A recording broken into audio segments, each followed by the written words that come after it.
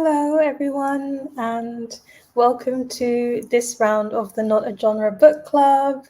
Um, Today, I'm like hosting the discussion, but the actual host of this book club, other side, is Cara.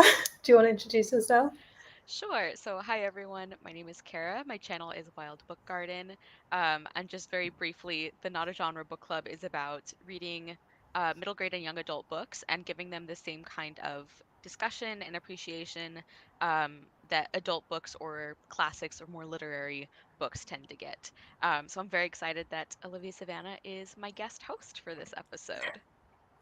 And I very selfishly chose The Knife of Never Letting Go by Patrick Ness, which is one of my all time favorite series, even though I haven't reread it until this point, but also one that I was very curious to know your thoughts on because often down to a particularly crucial moment, we're still in a spoiler free section. People either love or hate this book. So, my very first question has to be, what did you rate the book? Good question to start. I gave it 4 stars. I really, really liked it. And I said in my Goodreads review that, like, I guess I just wasn't, I don't know if I wasn't paying attention to reviews enough, but like in the several years that I was going back and forth on whether to try the series, because, yeah, like it has very polarized reviews, and people I knew who had read it had very like polarized opinions on if I would enjoy it. So in all that time that I was trying to decide if I should try this series, nobody ever told me that what this book is more than anything else is a brilliant and detailed critique of the violence of toxic masculinity, um, which I like. I'm so here for that. I love that. So, like, yes, it is a dystopian and there is like a lot of traveling and there are these other things that aren't usually my thing, but the themes just they hit for me. So I really liked it. Yeah, that's kind of why I thought you might like it, but equally why I was nervous because there seems to be like a lot of things that you don't typically like, and also a lot of things in it that I actually also typically don't like long traveling, Mhm. all of that. But I've got a couple questions around all of this.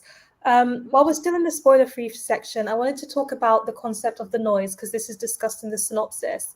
And the noise is when, well, in this world, any men who have thoughts, their thoughts are shown as pictures and words on the outside that everyone can see. So, like, what did you think about the concept of the noise, what it might mean? Yeah, I thought that was incredibly interesting, and seeing like that kind of lack of privacy is really shocking to think about. And I think Patrick Ness did a really great job of like thinking about how that would affect people. Like Todd's grown up, this is the only thing he's ever known. And that's that just like the way that that would change the way people view themselves and other people. And we see that, still in non-spoiler territory, but we see that having that lack of privacy can in some ways actually make people more likely to do horrible things. Um, yeah, so I think that's just such an interesting concept. Like even when I wasn't sure about trying the series, every time I would hear someone describe it, I was like, wow, that is like really just an interesting and unusual kind of premise for a science fiction or a dystopian. Hmm. It was something that was just so unique, especially as I'm guessing you read it physically. I did, yes. So when you see like the noise on the Yeah, page, it yeah. looks really, really cool. I thought that was really cool. I'm trying to see if there's a good example that isn't. Yeah. Yeah. Like that's very, very interesting. Like it demonstrates the noise very well. Yes, yes, it does. I reread it on audiobook this time, and I was just fascinated by how they did the noise with like the overlying voices on top of each other. So Yeah, that was just a different way of experiencing it because I haven't seen the film, and I will not see the I film. know. Yeah. But delving into spoilers now, so if you don't want any spoilers for this book, we both recommend it. Yes, Um, for sure. But delving right into spoilers, I'm just going to stick with the concept of the noise. And how do you feel about the fact that women have no noise? And what do you think this is saying about gender roles? I loved it. I thought it was so smart because it plays off of that really like insidious and dangerous idea that like women are just so hard to talk to. They're so hard to understand. Like Patrick Ness like makes that literal, but we also, I mean, since we're in spoilers now, like that part where Todd realizes that like he can't hear Viola's thoughts, but he can. Like he knows her so well. Like I just thought that was really beautiful, and I think that in a book like this that it doesn't shy away from showing the violence of misogyny. I think that having women not have that noise, like the whole time I was reading that part, because I kind of had an inkling of what was going on, of what we were going to find out. And the whole time I was reading the explanation, I was like, this is how it would happen in the real world. Like I can absolutely see men being so angry that they can't hear what women are thinking that they kill them for it. Like that's unfortunately that was incredibly believable to me. So I think that is just a really smart and interesting way to handle the story. Mm. And I feel like it says a lot about, again, this is kind of going off of it, but like safe spaces and how jealous people get of safe spaces is something that they Yeah. can't have, and all of those kind of actions. And I also found it so interesting because there's also the stereotype that women are so emotional that they can't function without their emotions being on the outside, but by making them silent and the men so loud, you can just see how emotional characters like Todd and Matt, like they all were. They just acted so instantaneously on their thoughts and feelings, Yeah. um, which I thought was really interesting. And at one point, it talks about how the noise is also kind of a metaphor for information and overloads of information always coming at you, always being loud. What did you think of that? Yeah, I thought that was like a really interesting kind of metaphor. Like in Todd's case, of course, it's literal, but yeah, like I definitely think there are some parallels to modern society and just, being surrounded by information, which is a good thing, but it's also exhausting, and overwhelming. And like having access to information is incredibly important, but I think that the book shows that that's not a very not a very peaceful way to live. And then also when Todd makes the point several times that like seeing something is true in somebody's noise does not mean it's true. And I think that also has a lot to do with like disinformation and how like just because somebody seems to believe what they're saying or know what they're talking about, it doesn't mean that they do. Mm. And also, I feel like when I heard that point, I was like, yeah, there's loads of also intrusive thoughts, like times when he Yes. would think something rude, and then he was like, oh, I didn't actually mean it, but now they can see that I thought that about Yeah. them. Um, also Yeah. found that kind of clarity really interesting. I just remembered that you told me at the beginning that we should talk about content warnings before we got into discussion, and I just forgot about it. That's But did you want to mention any content warnings? Yeah, sure. So, um, content warnings for the book, and probably most of these will come up. Grief, misogyny, murder, violence, some gore, and animal death are the ones that I noted down. So just be aware that um, during discussion, those will probably come up. I think some of them definitely will, but Yep, you've got all of the ones that I've got on my list. I was just checking. Um, so then going to a more basic level, like a very basic question, who was your favorite character? Did you have one? that's a hard question. I don't know why I wasn't prepared for that question. Um, okay, honestly, it might be Todd. Mm, Like I felt for him. My heart hurt for him so much. And it's funny because like I tried to read this book a few years ago and I just really wasn't clicking with it. I didn't like the writing style is very interesting and very specific, and I wasn't sure about the dystopian thing. And also we see Todd like the first time he's like being mean to his dog. So I'm like, mm, I don't know how I feel about you. I don't like this.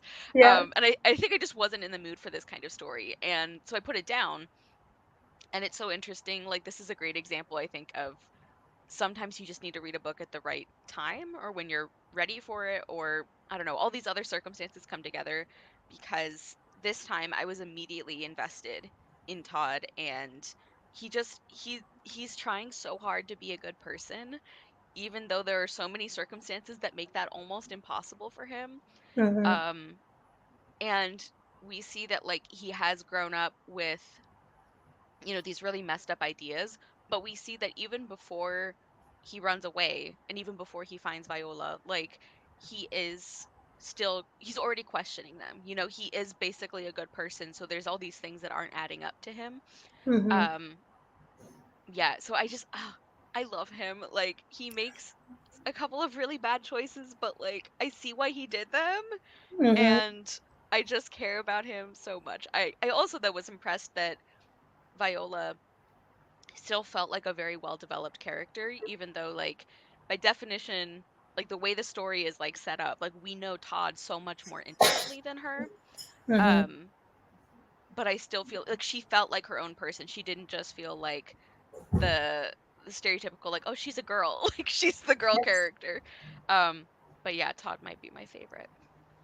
Todd was also my favorite, so I feel like it's interesting when the main character is your favorite because that doesn't always happen to me. Me Um, neither. surprising.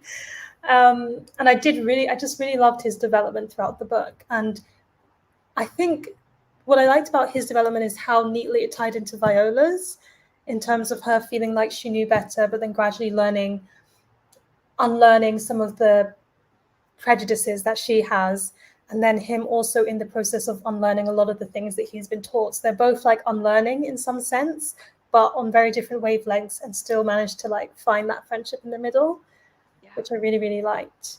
Um, Yeah. and speaking of development, we have to talk about this concept of Todd as this innocent boy and the concept of a certain age to be a man or having to do Yeah. something to be a man, which leads into toxic masculinity. Yeah. I mean, the themes are just chef's kiss in this book. Like they're so good.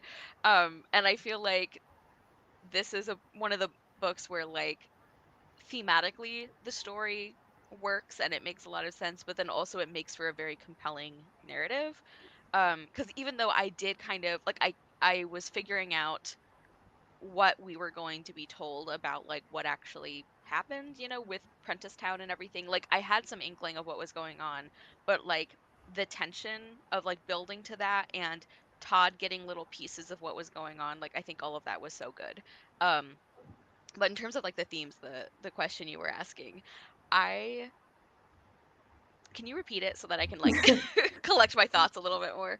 It was more so like the discussion, just generally a wide question on like the becoming of a man and how there might be a certain Yes. age for it, or Okay. how he talks about toxic masculinity. Yes. So I think that fit in so well because especially in this book, it's like the becoming a man is violence. And that is what makes you an adult. That's what makes you like a man, a true man. And I think that like the way that that is talked about in this book, I think reminds me a lot of like in our world how like not just, men being believed to be like just naturally more violent, and that's what being a tough guy means and everything, but also the the way that toxic masculinity hurts men too is that they're not allowed to have other emotions. Like that's considered weak and feminine. And like we see that like when Todd cries, he's angry at himself. He's like, this makes me weak. I shouldn't be doing this. And when he doesn't want to kill people or hurt people, he thinks that makes him weak. Um yeah, and I thought that was incredibly interesting, and then I love the way that that was resolved at the end. um because I think that if he, since we're in spoilers now, if Mm. he had gone through with it and killed Aaron, I think in some way that they were right that he would have won. um and while that whole fight was happening, I was like, if Viola kills him, that would be, and I love that that's what happened. Like it felt like the perfect way to resolve that, like because I didn't want Todd to have to do that, but I also didn't want Viola to have to do it. But I'm like, somebody has to get rid of this guy. Like I He was swear persistent. he was immortal. Like what? like Like he got like chewed on by crocodiles and he got like stabbed and like shot like all of these and he kept coming back. I was like, we got to get rid of this guy. like Yeah, yeah. like unless we like see it happen, I will not believe he's dead. Yeah, I don't feel like my answer to your actual question was very coherent, but like just in No, it's general, good. I think it was I think it was such a smart way to like tie what's happening in the series, like this whole um like the ceremony of becoming a man and also what that says about complicity. I thought that was very interesting as well. Um and it also was a way to kind of explain how like Prentice Town ended up being just like the absolute worst of the worst. Yeah. um so I was gonna say, what do you think it means that Viola did kill him? Because in some ways, it's really neat that because when she first lands, Aaron is kind of haunting her and tormenting her and everything. So she saves herself in some ways by doing that, but she does end up killing someone in order to do that. So how would we process the fact that she had to do the killing in the end? yeah, I thought her reaction completely made sense to me that she was so angry and afraid and she wanted to protect the people she cared about that would make her do it, but that also, I mean, she's sick afterwards, like the way that Todd was, and I think that is also important.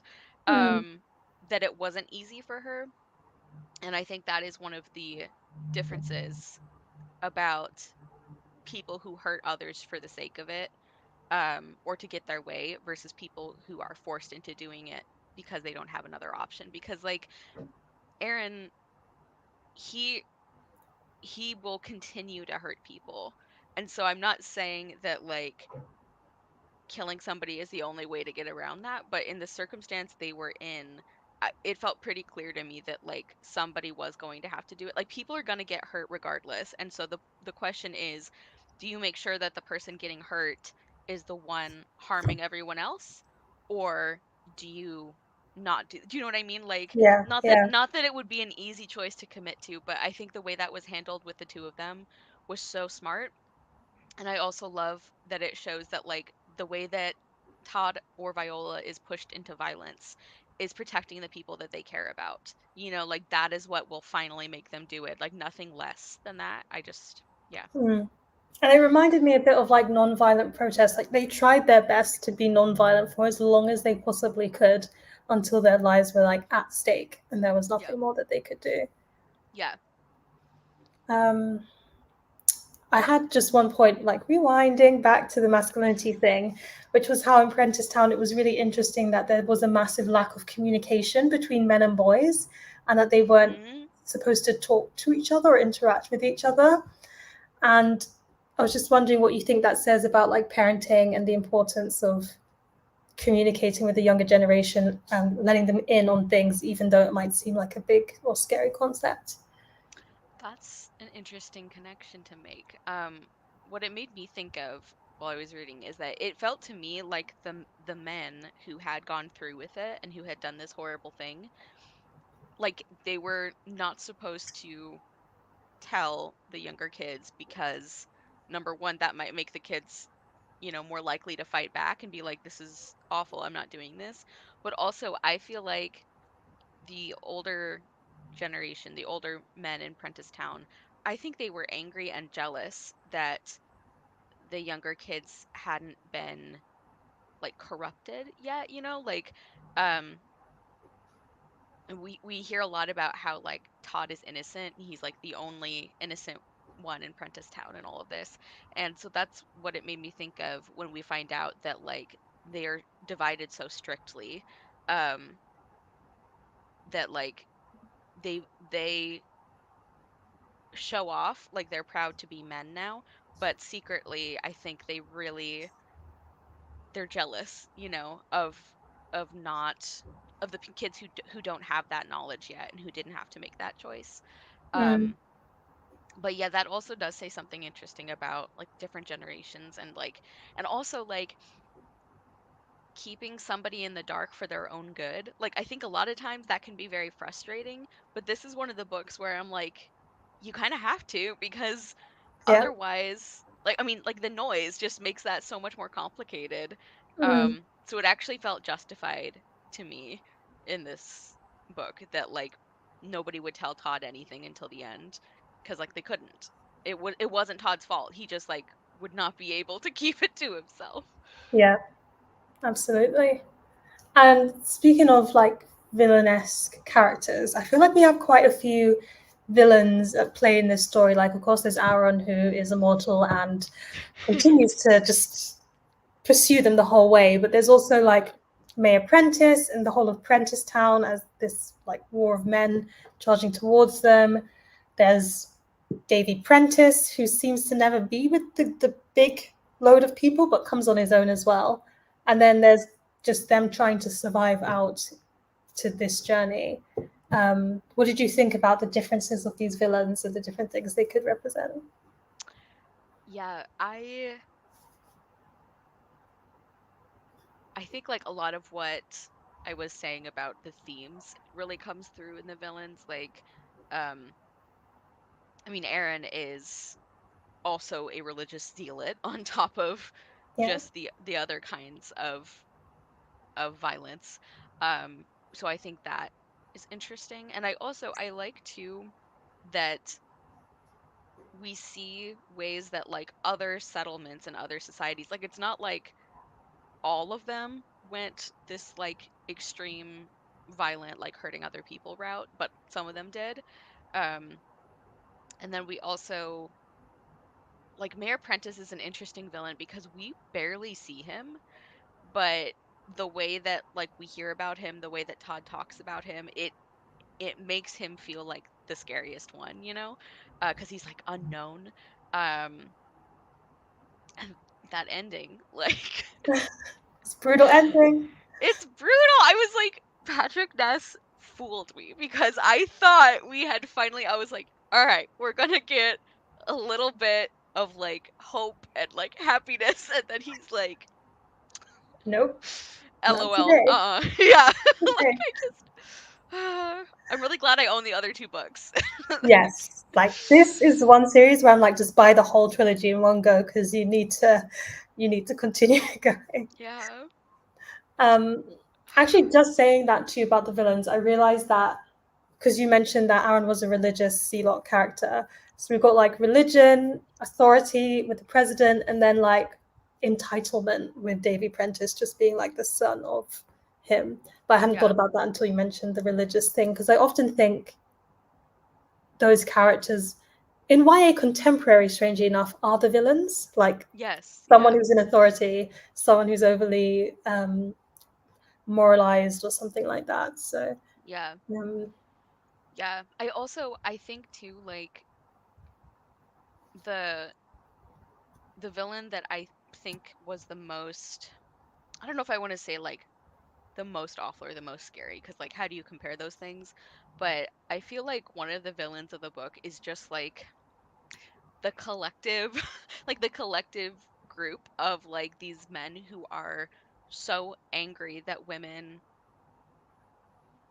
that they don't know every single thing a woman thinks, that they kill them for it. Like, it made me think about like the all the women who have been murdered because they don't go out with a guy, you know, because they're being a tease, or yeah, um it's like all these like nice guys where it's like, well, what do you mean, why wouldn't you want to go out with me, and then they punish them. yeah, um and this series is like from a few years ago, so like Patrick Ness, he was ahead of the curve, I feel like. Because obviously that stuff was still happening, but I think maybe wasn't being talked about publicly quite as much. So yeah, that's the other thing about the antagonist for me, is that like the the mob mentality of the men of Town, I think, was one of the scariest parts. yeah. And also when they said too that like nobody thought it was gonna get this bad, like, mm, They kept repeating that. Even the woman, like even in her yeah, mom's diary, his mom's diary, it's like, I didn't think he was going to get bad, or seeing the signs like there's something strange about what he's saying, but still he's mostly a good guy, so we're going to let it Yeah. slide. Yeah. It's painful in hindsight. Yeah. And the fact that like the men who didn't go along with it, because there were some who didn't, they were killed. Um, so that you would just end up with like the worst of the worst. Um, and I thought that was really interesting too with Ben and Killian, how in order to save Todd and to, you know, kind of carry this hope of having people who don't do this and who don't think this way, they had to be complicit in some way by not fighting back or not like running away. I thought that was really, really interesting. Mm. Or you could argue that they fought back in a different way, even though they Right, had in a very different paths. Yeah, yeah, long-term kind of way. Yeah. yeah. Um, Speaking of a pivotal moment, so the deal breaker moment for a lot of readers is Manchi's murder. Do you think it was necessary? Do you think it wasn't necessary? I think okay, so I knew that one of the only things I knew about this book is that the dog died. Because people always mention that. Um, and so I was like somewhat prepared for it, but I did not think it was gonna be like Todd having to leave him behind. That was heartbreaking. Do I think it was necessary? I see why it happened. Like, I think maybe if I hadn't been prepared for it, I would have felt a lot more like this is just for tragedy and for shock value. But knowing it's coming and like knowing how awful Aaron is, Mm. like it doesn't surprise me. Like I hate that it happened and I hate that Todd had to make that decision. Um, but it does I think it does make sense in the context of the story. Like I hate it. I think we could have done things a different way and it would have been just as effective, but I don't I don't feel like I sometimes do when I read like animal death or animal cruelty in books where it's like you're just like sprinkling extra trauma on top. Like there's no other Yeah, reason for it to be here. So, yeah. I do. I didn't know it was going to happen when I read it, but also I'm not in like a pet owner or anything, so I think it hits quite differently if you love dogs or you love animals to a like more extensive degree than I do. But I do think it hits all the harder just because the animals talk yeah. and you see And their when relationship he's real. when he's calling for him, And he's so confused. He's like, Todd, Todd. And I'm just like, no. yeah, that's like that's the part that like I think broke me especially was because the fact that they talk and so we know that Manchi knows what's happening. Yeah, Like it kills me. Like I can't. it's emotional time. Yeah. It's I emotional mean, time. I am glad that throughout the book we see Todd actually like love and care about Manchi more like cuz at the beginning he is kind of I don't know. He is kind of a jerk to him. Like he never does anything like, you know, horrible, but like he'll kind of like push him around or he'll call him like a stupid dog and he'll like kick at him and stuff and it's like Mm, yeah, so I like that we see Todd come to appreciate and love him more, but yeah. I think a couple of chapters before or something, he's like, oh, such a good dog. Like, I I love know. my dog. And I was like, no, don't say that. I know. I know. It's all Uh, Aaron's fault. God. yeah, Like man. I really like I thought from what I had heard, you know, my very vague impressions of like reviews about this series, for some reason I was assuming that the main villain of the book and of the whole series was going to be Mayor Prentice. Like for whatever reason that's what I thought would happen. And so when Aaron kept coming back, I was like how like crocodiles were chewing on your face, dude. Like how are you still here? Like he's powered by hatred. Like he just it was So fueled wild. by I couldn't hatred. believe it. I couldn't believe he was like they would run away and they would get caught by somebody else. And I'm like, I swear, this is Aaron again. And it always was. Anyway. It's very true. Um, Switching back to the themes, you did also mention that there's multiple different settlements that they pass across. There's Hilda's settlement, Fair Branch, where the women seem to be mostly in charge. Hmm. Um, there's the one that I can't remember the name, where the men are in charge Yeah. and they don't listen to anybody else. Yeah. And then there's Wilf's one, which we don't really see as a settlement in and of itself, but it seems fairly equal. Um, Yeah. I Wilf was probably the character that surprised me the most because when we first meet him, I didn't have any particular feelings about him, but by the end, like when they come across him again, I'm like, it's Wilf! Like, look at him! And that people listen to him, which is amazing.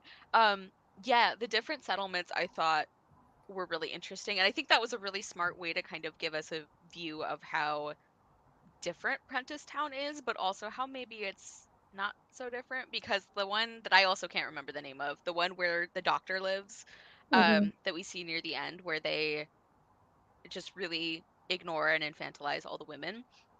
I thought that was so interesting because I don't think like that viewpoint, like it's not that far to jump from not thinking women have anything to contribute and thinking that they're not human, or thinking that like they should be gotten rid of. Like I don't think that's that far of a leap.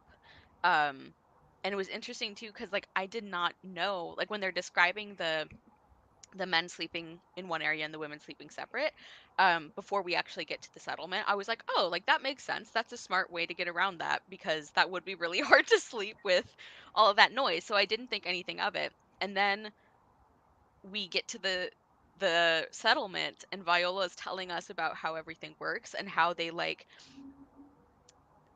they post all these speakers around to try and to like keep the women in their place and everything, and just the way that they would talk to Viola, like I was spitting mad. Like I was so mad. And it was so like subtle compared to the things that happen in Prentice Town, but it's like still dangerous. It's very insidious. Like when they like are patting her on the head and they're like, "It's okay, little girl. Like you don't need to use your brain. Like the big strong men are going to take care of everything." And like that comes from the same place as the things that happened in Prentice Town, you know? Mm. Like they're different expressions of it and they're different levels of, violence, but they come from the same place. And yeah, it's dangerous Very anyway. Like any dangerous. way you look at it, it's very dangerous.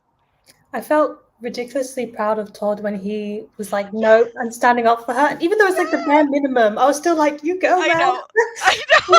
Todd really like the bar is like on the ground. He's like, maybe women have thoughts. Like no, but like it is still such a big deal because for him to grow up where he did, to like make these things that compared to everybody else, it's like, wow, this is such a big deal. It's like it is the bare minimum, but also it is a big deal because he's Yeah. standing up to the people who helped him.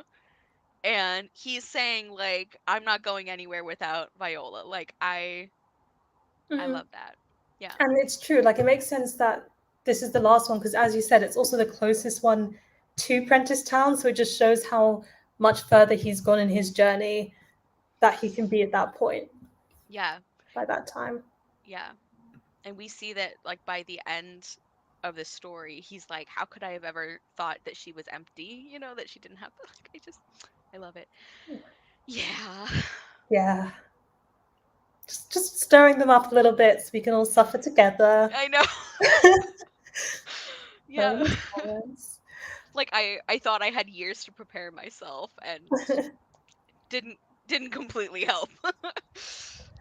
And speaking of like women being seen as like an oppressed group, we also have to talk about the other oppressed group, which are the Spackle, the Yeah. natives on in this world. So, did you expect there to be like a Spackle equivalent in this story? What did you think of them? Yeah, like I don't know if I had thought to predict if there would be any other kind of, like alien groups or not aliens because they're native to the planet. Um, I don't know if I had thought about whether or not there would be, but it makes sense that there Mm, are. And I think it makes perfect sense why. Prenticetown would use them as a scapegoat, um, and use them to explain all of the horrible things that they have actually done.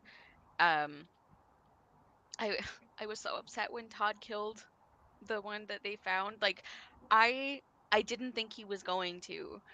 Um, but it makes sense to me why he did, like, because we're following him so closely, we know his thoughts and everything so well. I can see why he was pushed to it, or not that there was an excuse for it, but I can see why he ended up doing it. Not that that makes it okay, but yeah, that made me really upset. Mm, um and I thought it was interesting too that, like, I assumed that because Prenticetown was lying about the war, I assumed that they would also be lying about, like, getting, like, diseases from them. So it was interesting to me that that part actually was true. Like, I thought yeah. that was, like, an interesting decision, because rather than, I don't know, not that it, like, made them on a more equal playing field, because obviously that's not true. Um, but I thought that was really interesting that there was some truth to the fact that, like, it was dangerous to be around them too much, which again is, like, Mm. not their fault. I don't know if I'm explaining this very well. I I just thought see that what you was, mean. yeah, that was an interesting kind of, like, nuance to it. Like, the Spackle are still very much the ones who were oppressed and who had the horrible things happen to them, but I thought it was interesting that there is some truth to them being a threat to the humans. I did think that the reason I think they said that it was when they touched down, it was just in the like it was just in the atmosphere. So I don't know if it was Right. spackle or not. Like, I guess I was thinking of, like, the blood that Todd got, like, infected with from for the oh yeah, yeah, yeah, knife, yeah, yeah, yeah. That's which true. That's true. I thought that was so, like, interesting symbolically, that because he killed the Spackle, he almost died. I thought that was very smart. Um, I mean, the but symbol of the yeah. knife in all. We could talk about Yes. that. Yeah. um, I have a question here, which is why is Wilf the best? So you can see my bias. I'm not actually going to put that question to the to the discussion. I will answer that question though. I loved him too. I love the fact that, like, he's so unassuming when you first meet him, and then you find out later that, like, he knew the whole time Yeah. that they were lying to him, but he knew that they were protecting themselves, and he, like, didn't care. He was still gonna help them. And I also, like, so Wilf and some of the other characters and, like, the writing style all make me think about how this book is, like, among a lot of other things, I feel like it shows that the way you speak is not correlated with intelligence. Um, and I think especially, like, so the writing style of this one is very similar to, like, a southern US, or, like, kind of like Appalachian sort of accent, which, like, traditionally are, treated like hicks, and, like, they're, country bumpkins. They're not very smart. And we see that the contrast between the way that Viola speaks and the way that Todd and a lot of the other characters speak. And so I think that is really cool that Wilf, who has, like, a very strong accent, I think even more than Todd, that he is one of the most perceptive characters, and he's one of the most selfless. And, like, I just really like that. I think one of the kind of subtle things that Patrick Ness is, like, doing in this book is showing that goodness and, like, being an interesting person and having a worthwhile story and being smart and, like, all of these different things, it does not have anything to do with the way that you speak or the way that you sound. And I think that is, like, a really powerful thing. Mm. And I feel like going off of what you're saying, it also talked a lot about how first impressions aren't final impressions. Like Hmm. in Fair Branch, Todd was so convinced that they were going to vote for him to leave. And yet they Yeah. were all like, no, we're fighting. We're fighting to protect you. And he fully didn't expect that. And Yeah. I just appreciated how much people surprised me in this, like Yeah. constantly, the characters did. Yeah. I didn't expect that in Far Branch either. I was sure, I was like, they're gonna need to get out of here because the angry mob is coming, and like that's not what happened at all. Mm. Yeah, One of the things I put down was like, I usually get so traveled during traveling books. I think I've mentioned this, but in this one, I didn't get bored. And I just wondered, what did you think of the pacing and how the book was structured? yeah. So I also do not like travel books in general. Like there has to be a lot of other things working for me to like get on board. And this is another case where I think being prepared for this book helped because I knew, like I don't know if you follow My Name is Marines, but she loves this series and she's talked about it several times over the years on her channel. And I remember she was talking about like favorite books of hers or favorite series that were not all like 5 stars or something like that. And she was talking about how in this book, like there it is repetitive. There is a lot of like running away and then getting caught and having to run away again and getting caught. And like I think being prepared for that was a good thing for me personally in this case because I was expecting it and so I could just kind of sit there and enjoy the characterization Mm-hmm. and enjoy getting to like learn more about the world and what had happened in the past. So I think for me, a lot of it was just the preparation that helped. I also, though, I almost never care about pacing, so that probably helped too. Like I don't care about how well or how quickly or how anything something is paced as long as I'm engaged. Like something can be really fast paced and well plotted, and I'm like, but if I don't care about the characters, it kind of doesn't matter. Mm. And so yeah, even though this one there was a lot of traveling, there was a lot of like repetitive, like running away and then stopping and then being caught. Even when I thought like we would get to a point where like, are we maybe gonna stay here a while? And then no, we have to run away again. Um, it didn't like ruin the book for me, and I think that is also partly because I just love Todd and Viola so much, and Manchi. Like I loved their characterization, so I was like, yeah, we can keep doing this as long as I still care about you guys. Like, Yeah, yeah. And I think what you said about something just always needs to be happening is really valid because thinking about it, I can't think of a scene where nothing was happening in terms of either character development or thematic development, even if plot like actions happening were a bit slower. So yeah. definitely always had something going on. Like one of the scenes that sticks out to me the most and one of I think the most like emotional and beautiful scenes is when Viola reads part of his mother's diary to him, and it's the part after that. It's the part where Todd looks at her and he realizes that he doesn't know what she's thinking, but he does know what she's thinking. Like I thought that was incredible. Like that moment is so good and arguably nothing's happening. Like it's just like internal. Yeah. But it was so good and it built on the other parts of the story and the themes. So, And I feel like moments like that are hard to write or articulate, but he managed to mhm. write it and articulate it so well. And I was like, Yeah. beautiful, beautiful. Yeah. I'm glad it's on your TBR. I hope you enjoy it. Just to let you know that we are talking spoilers, but if you don't mind, feel free to stick around. But just to mention, um, I feel like we talked about. Oh no, I made a lot of questions. Okay, so we're coming to the end of them. But how do you feel about the cliffhanger? I was not pleased. um I'm not generally a big fan of cliffhangers, but knowing that I have the other two books, I was like not that upset about it. Like I would have been really mad if I read this when it just came out. And I'm like, you're kidding me? Like you're gonna make me wait like a couple years to find out what happens. And I do think Viola getting shot right before it. I think that was unnecessary. Like that to me felt like the only thing that was like really on like we have to do this on top of everything else. Um, but Mhm. yeah, so the cliffhanger itself, I didn't like get really angry and want to throw the book across the room like I do with a lot of other cliffhangers. So I think that communicates that it felt more justified than some do. Mhm. Um, yeah. Yeah, that's fair. My other question is because this is what I was thinking after I finished it, which is that cliffhangers are kind of a dying art at the moment. We don't see, I just remember in my early young adult reading days, I would always have these cliffhangers where I needed to get the Yes. second book instantly, or I was like counting down the days until the next release. But I don't see that happening as much. So, do you think cliffhangers are a dying art? Do you think it's best that they're a dying art?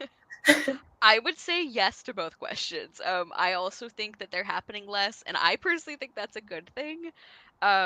I think because a lot of times they feel manipulative to me, Mm-hmm. and it's like if I love the book, I'm gonna be excited for the second one no matter what. Um, so it feels kind of cheap to me to have a satisfying story and then to screw it up in the last like 10 pages because they want you to get the sequel. I mean, I Mm. understand like making money as an author is very difficult. So like I feel that, but um and guaranteed sales are important, especially because like that's one of the things that even determines if a whole series can be published. So I understand there's a lot of other considerations that go into that. Um but in terms of like just looking at it from like a reading and like storytelling perspective, I feel like a lot of times they don't feel justified to me. And I do think that even if you're reading a series, there should be some kind of fulfillment in each book. Even if you're not, even if you haven't resolved like the main conflict or the main plot, it should feel like a stopping point, at least like a pause. Mm. Um, and I think too, there's like a whole range of endings between like everything gets wrapped up and then like the worst cliffhanger you've ever experienced. Like because there's like plenty of books where it's like I finish it and I'm like, oh, I'm really excited to find out more about this thing, but I'm not like mad. Mm. I think it's true. I personally love a good cliffhanger. And I think that might come from me just being naturally a standalone reader, and it gives me that Mm, extra edge or push to read the next book. But I do agree with you, it's all things in justification. And so, like, taking The Knife and Never Letting Go as an example, I feel like from page one, the cliffhanger was intended. Like, everything was kind of yes. set up for that. And so that's how I feel like this cliffhanger, okay, this is good. This is how you should do a cliffhanger. But I have read some series where it's, as you said, the story ties up, everything's done, and then they extend it for maybe 10 pages just to throw in a last minute conflict, which can be resolved in 5 pages in the next book before the next plot Right. really kicks in. Right. And I think that's what got me about what happened to Viola at the end, because that part felt unnecessary. Like the rest of it to me felt like, I mean, we were talking about when they got to Haven, and I was like, oh, finally we have a little bit of like hope and happiness. And like honestly, I should have known better. Todd's like, I should have known better, and I'm like, me too, Todd. So that I think all made sense, and it was just kind of that extra little bit on top. It's like I'm already going to read the next one, Patrick. Like you don't need to. It's um, true. It's true. Um, I agree with what Jaleesa says. Often makes you feel some type of way. Yeah. Um, so there are a lot of questions at the end. I do think it's quite symbolic that Haven like isn't actually empty. It's not empty, but it's been mm, like bought out. yeah, Do you have yeah. any do you have any thoughts on that, or just like I think that again, it's like complicity. mm, Um, and I know that we don't know exactly how everything went down, and obviously, like the people that they're up against are horrible people. So I'm not saying like I don't know. I'm not trying to judge everybody in Haven as like, well, you're all monsters now. But yeah. I do think it is a really interesting look at the way that like really bad people can weaponize people who aren't. Like the idea of being a bystander, Mm, and there's that quote about it, like evil just requires good people to do nothing. Um, so I think that's what the situation in Haven made me think of. And yeah, like the fact that Todd was running through the city with somebody like dying, like, and they're both kids, they're both mm, really young, and that nobody even took a chance on like opening a door or like, yeah. anything. So I think it was a really interesting way to end the book. And also, speaking of them being teenagers, I actually really liked how they really felt like teenagers the whole way through in all their decisions, in all their actions. It managed to just capture that youthfulness while also them being youthful people. who are under a whole load of strain, have to make a Yes. lot of big decisions. Like as soon as he sees Ben, he's like, I've got a father figure again, and he kind of falls back into that role. And I was just like, this feels so realistic. Yeah. It's taken away from him. Um, no, I really agree with what you were saying. Like I throughout the whole book, they felt like such believable like preteens or young teens, but also they felt believable as kids who have had way too much put on them. And like in Todd's case, because not only has he been through horrible things throughout the book, but like the fact that he's been like you become a man at 13, like what? Like Mm, ridiculous. Like we hear about how like the sheriff of the town can't even like grow a mustache or whatever. Like he's like 14 or 15 and he's like an authority figure. So we have all of that like weird societal baggage that Todd has that kind of like affects the way he like thinks and makes decisions as like I'm almost an adult kind of, but we also see that he's not. yeah. And then Viola, we see that too with like the things that these kids are like forced to suffer through. Nobody should have to go through, like nobody should have to make these choices, much less children. um but throughout that, she feels believable as somebody who has been kind of forced to grow up a little bit, but also like she is still a very young teenager, a kid. It makes me think about how like in I don't know, sometimes when people are talking about like historical fiction or um I guess just history in general, it's like they'll say like, yeah, this girl was married off when she was like 14, but that was viewed as being a woman then. That was viewed as being an adult. And it's like, okay, fine, but she wasn't. Like Mm, that doesn't mean that somebody is like fully capable or like in the like has the kind of like mind and like resilience and like it's still yeah, wrong. Like they're cultural still young. context is important, but that's still child marriage. Even if you think of it like scientifically, your frontal lobe is your still your developing. brain is not developed yet. Yeah, Yeah. exactly. Like that doesn't change between cultures. Like the science is always the same. Like Mm-hmm. Evie's saying a fan of fast-paced endings, so less literally stopping on a life or death moment and more having an action at the ending that leaves you exciting for what's coming next without feeling cheated. Yeah, that's the yeah, perfect way of having a cliffhanger, if any. yeah. It's like a like kind of an upward sort of anticipation of like things building, but not I don't know, like maybe they just get to like even if they had just gotten to Haven, that I think would have also been kind of a good like middle ground between like a cliffhanger but not like Mm-hmm. manipulative, because we know like something's coming, but it's not all like bad news right before the end. Yeah, yeah. So the last three questions I have are a bit interviewy because I can't answer them as I've read the whole series. But Okay. the question I had for you is, do you think they've cured the noise? Mm. I would say, judging by how things usually go in this first book, I'm gonna say no. There's like something else going on. I hope it's not like I don't know. I hope it's not like a lobotomy or something, but I think there has to be something sinister to it. Mm-hmm. And then, would you read the sequel? I feel like I know the answer to Yes. this. Absolutely. I do think this is going to be one of those series where I'm torn between I need to know how everything works out and like I need to emotionally recover. So, I don't necessarily know I'm going to like jump into book 2 immediately, but I am definitely going to finish the series.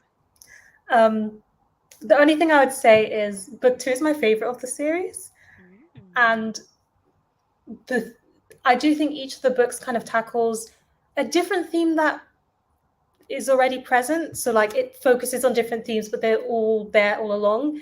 And the thematic complexity in the second one is the highest that it is in the series. Like it was very good in the first one, but the second one is just like it kills it. Mm. That's I'm all I will say. excited. That's all I will say. And then the last thing that I want to mention, actually, let me just quickly check. Okay, yeah.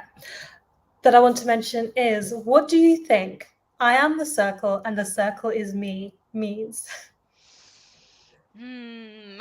Like, not even like there's going to be a correct answer or not, but he uses that phrase is used by people in Prentice Town to like self soothe and like focus. Like, Yeah. what would you take from that phrase if it was presented to you as something to meditate on? It's hard to divorce it from the context of the story. Mm, Um, so just hearing that like in this book and like reading it through the book, to me it feels a little bit like, I don't know, self abnegation, like in a way that is meant to absolve you of personal responsibility. Like it kind of, to me it feels like that mob mentality thing where like hmm I'm not responsible for doing this horrible thing if like 30 other people are doing it too. None of us is responsible. That's what it makes me think about in the story. In terms of like trying to separate it from that, I am the circle and the circle is me. I guess like connectedness to everything, like that does sound like a meditation thing. And um actually it's interesting because obviously we see the way that religion can be used for different purposes here. And I don't know very much about Buddhism, but that kind of mantra sounds a little bit like some of the like concepts or ideas in Buddhism, about being part of everything and that being hmm a good thing. And so that would be interesting if like this series, like if that's another example of them taking something that can be good for people and like twisting it.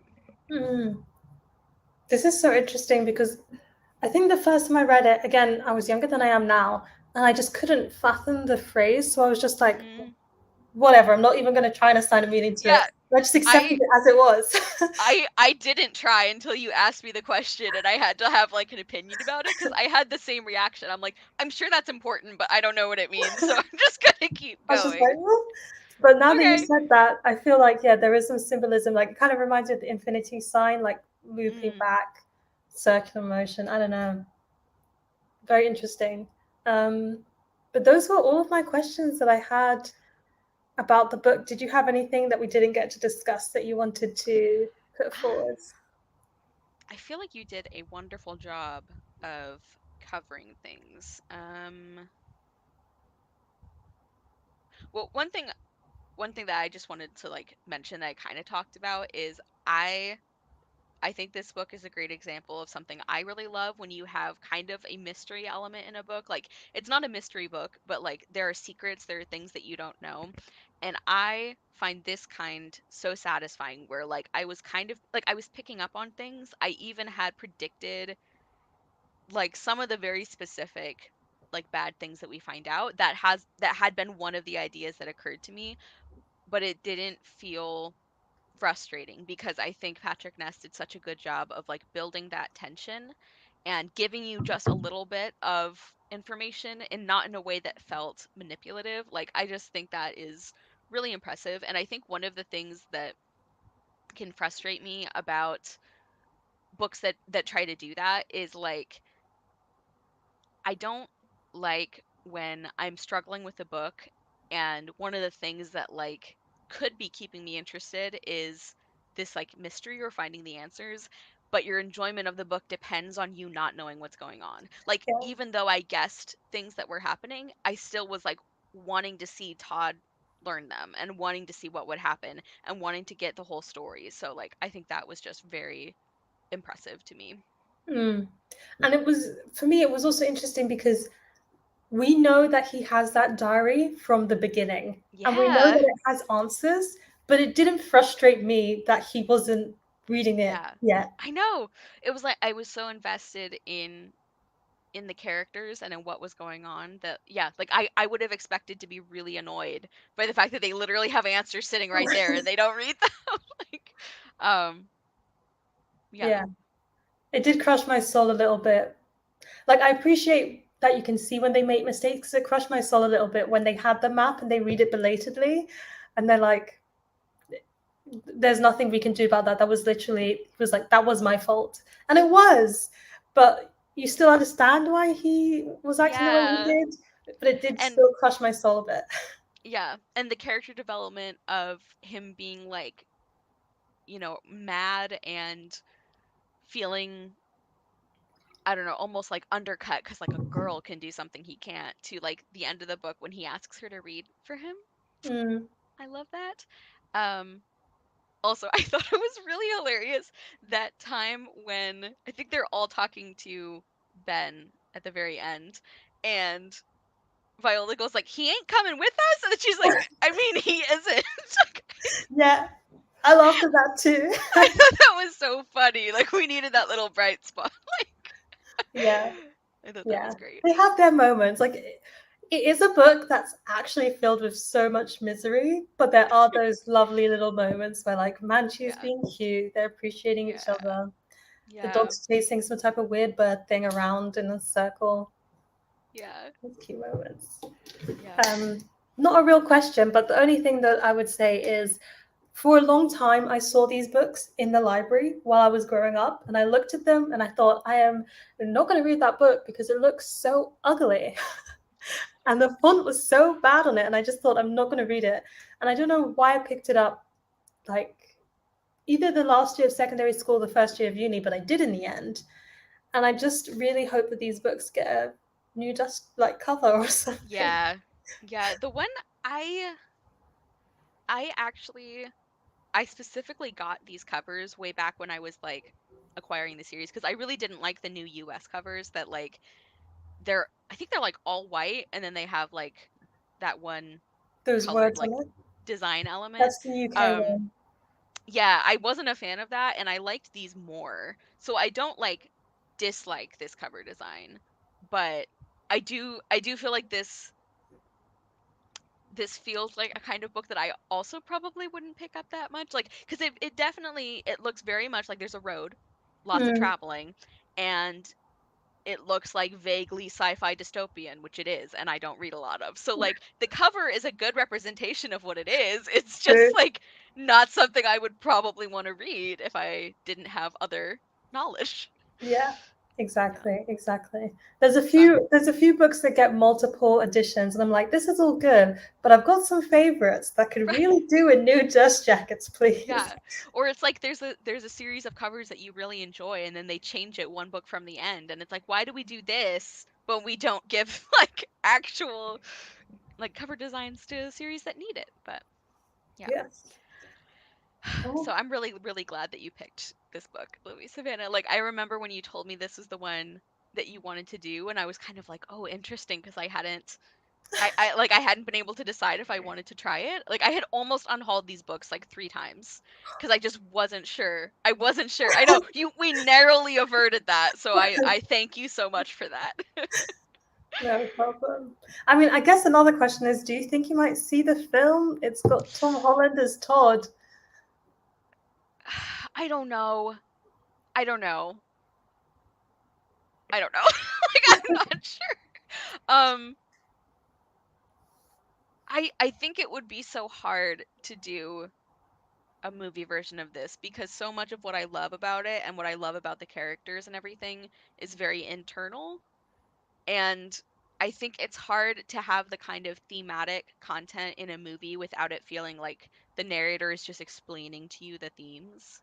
Um, so I don't know. I'm not in any hurry Yeah, to like to try and watch it. I did watch the trailer and it hurt me a bit. Like, I do Mm, think Tom Holland is a bit too old to play Todd now, and as you said, it felt very internal. What I find more films should do, which is what happened to the Raven Boys, which was going to be adapted for TV as a TV series, and they started producing it and everything. And Maggie Stiefvater said it really just wasn't working because it's such an internal book, and it wasn't showing externally. And I feel like I know that's a costly thing to do to call it off, but I do think there's a lot of books that are just a bit too internal yeah. to work.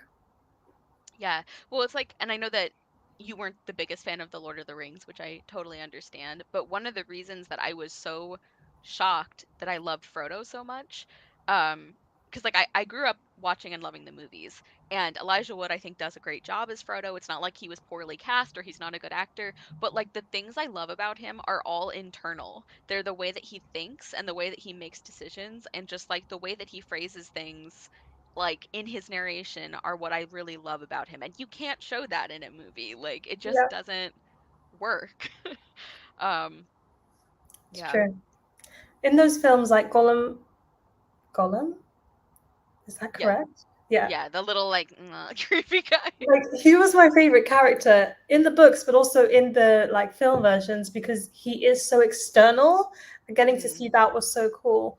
Um, but yeah, it is harder for characters like Frodo where it's all on the inside. yeah. Um, Oh, that's really annoying. Another pet peeve when they just don't translate the whole thing. Yeah, like that sucks. Um, I also like you made me think of this when you were talking about how they do this so often where they cast actors who are much too old to play like the kids. And I know I'm sure there's like child labor laws involved. Yeah, But you made me think of like one of the other things that I think this book did so well is that I think Patrick Ness captured that like really weird in between age of like preteen, early teen. I'm sort of a kid, but also like getting older than a kid. Like, what am I doing? Like, I think he did such a good job of like communicating that. Like, it was really, really impressive. Um, yeah, yeah. I've yeah. I've been seeing a lot of things within the publishing industry about how there is a massive gap in the Yes. preteen for boys age category, and I don't know what Patrick Ness is writing more recently, but again, this one came out in however long ago. This fills that space, and like Alex Rider series and all that. And Hmm. I wonder what the equivalent is for this today. But Yeah. yeah, Yeah, it's just it's something I always complain about, which is that I think publishing is so dependent on categories to market books that it really leaves behind a lot of the ones that kind of straddle those or that just do like interesting things. Like Frances Harding, one of my favorite authors, I think one of the reasons that her books aren't as well known here in the US at least is that she doesn't really fit neatly into like middle grade or young adult or like anything. Like her books really are at that kind of weird in between space, which I mhm. love, but it makes it really hard to like put them on a book display table or something, you know? Yeah, yeah. And it's again, it also brings into the like spotlight the topic of new adult, which at first meant steamy romance, and then started Mhm. to mean those books when you're in your like early 20s, just out of uni, young adult, like not quite an adult, but now it means something different again. And it's just like, how are we categorizing the age categories that are a bit murkier than adult, children's, teen? Right. Um, Right. this would be interesting. I have thoughts. I tried to collect the Raven Cycle in Dutch. I could only get 2 books because they only translated the first 2 in Dutch. Really Be interesting to frustrating. research. But yeah. Supposedly. I feel like they use that to explain a lot of things. But Mhm. also like when they're saying oh there's not enough demand, like do they mean I I don't know. Because if they're saying there's not enough demand because there's only like, this many thousand people who would be interested in it. Like do they mean there's truly not very much demand, like only a few people want it? Or do they mean like, yeah, it's basically the entire population of this country or of like this area, but we just don't think it's worth our while because only these readers would, do you know what I mean? It's like Yeah. maybe there's not that many people, but it's like 85% of the reading population of an area.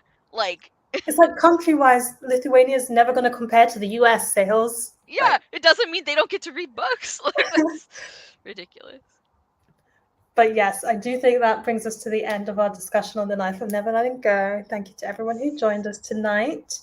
Do you want to talk about the next Knowledge Genre Book Club?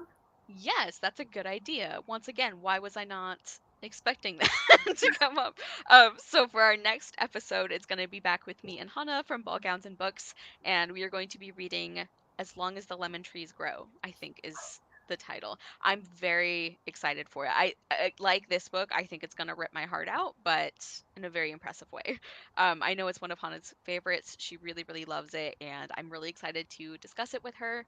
The live show is going to be on my channel, but Hannah is going to be leading the discussion, and we will update you guys when we have more details. I should also mention that like I don't have an official account for the Not a Genre Book Club, which maybe I should think about doing that. But probably going to be moving that any kind of updates over to my channel and to Instagram, which is also Wild Book Garden because like Twitter is just disintegrating. Yeah. And I don't know if you guys like saw the most recent terms and services update, which is I think going in, I think it just went into effect, but like apparently they can, like Twitter can like use your content, including your private DMs, to train AI, and I'm not a fan. So Yeah. yeah, basically phasing out Twitter. So just follow me on other platforms if you want to get some information, like updates on that. And maybe I will think about doing like a separate Instagram account. But anyway, um, yeah, Do we thank you know so much, Olivia Savannah. What's the month that the As Long as Lemon Trees Will Grow will be, or not yet? I think it's just gonna be our next one. So I think probably I would guess like end of October, or early November. I will check in with Hannah about that.